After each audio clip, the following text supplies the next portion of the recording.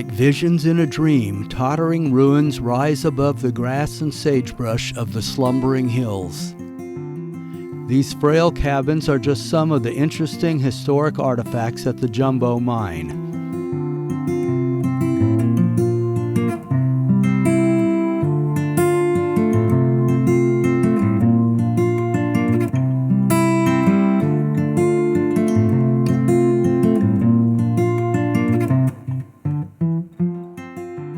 The mining camp occupies the upper level of the site.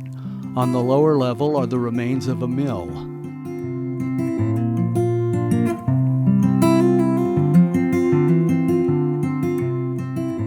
Gold was first discovered in the Slumbering Hills at the Alabama mine in 1908. This set off a rush that resulted in numerous mines and prospects in the district. But the lode that would become the Jumbo Mine was not discovered until 1935. This was due to the fact that there were no outcrops of the ore-bearing rock at the surface.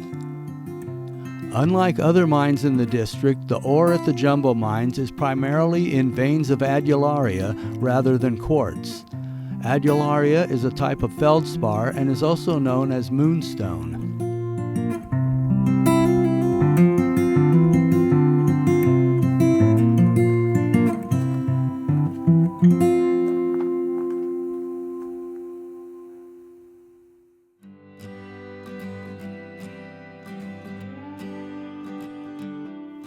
The two prospectors who made the discovery sold their claim to George Austin, the owner of a store, hotel, and gas station in Jungo, Nevada. Austin had his brother and son stake claims adjacent to his own. They dug shafts and shallow cuts, and within a year they had extracted $80,000 worth of gold.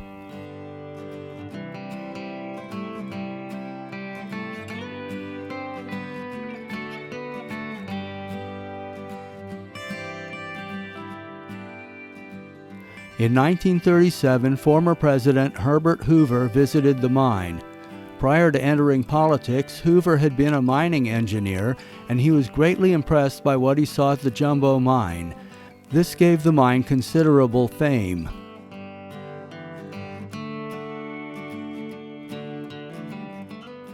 The Austins worked the mine mostly underground until World War II. After the war, George Austin leased the mine to a group from Salt Lake City.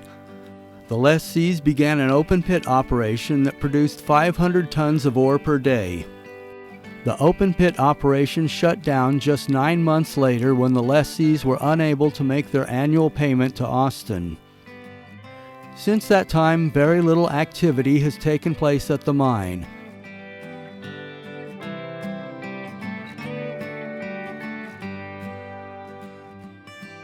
Moving down the slope, we come to the mill ruins at the lower level of the site. A large steel water tank stands above the mill site. Next to it is a smaller, narrower, galvanized tank.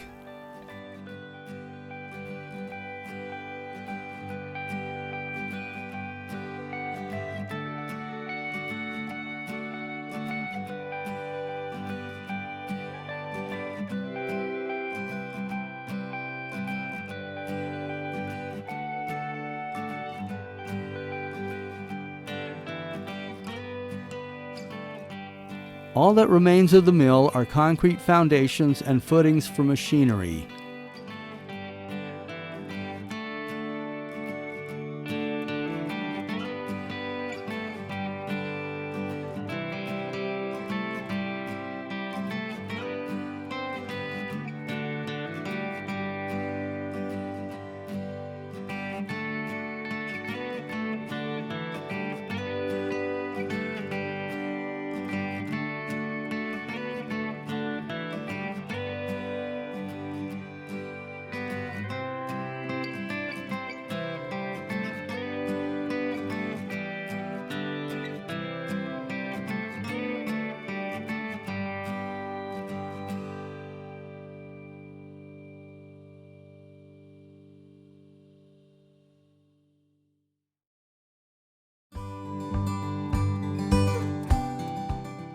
A single building of corrugated metal stands at the site.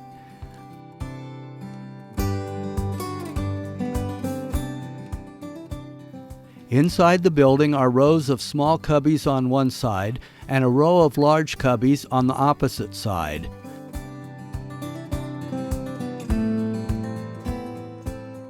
At the east end of the building, there is a small room lined with fiberboard panels.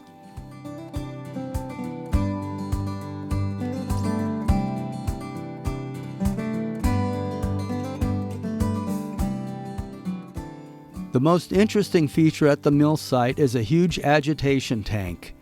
This shallow tank is 40 feet in diameter and had giant rotating blades to stir the solution.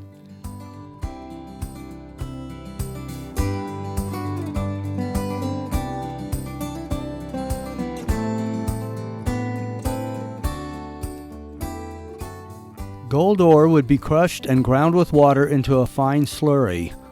The slurry would then be mixed with a solution of sodium cyanide. The mixture of finely ground ore and diluted sodium cyanide had to be constantly stirred in agitation tanks like this one. The cyanide process was capable of extracting up to 90% of the gold from the ore.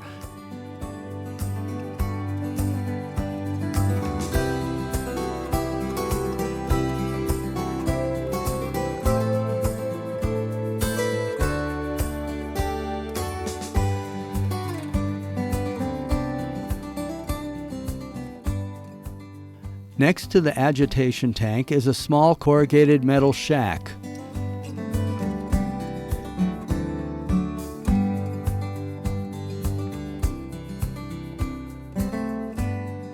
I had hoped that the interior of the shack would give me some clues to its purpose, but no such luck. The interior was devoid of machinery, pipes, circuits, or even foundations.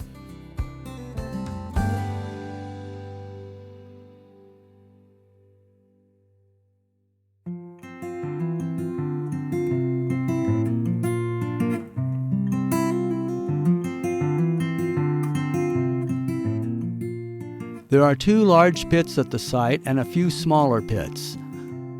I took a walk into one of the large pits, passing a jackrabbit near the entrance. As big as these pits are, they're tiny compared to most modern open pit mines.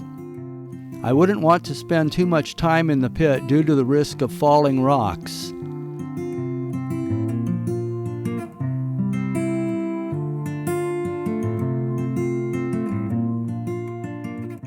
Thanks for watching. I hope you enjoyed this look at the Jumbo Mine in Nevada. Be sure to check out some of my other videos featuring ghost towns, mines, and more.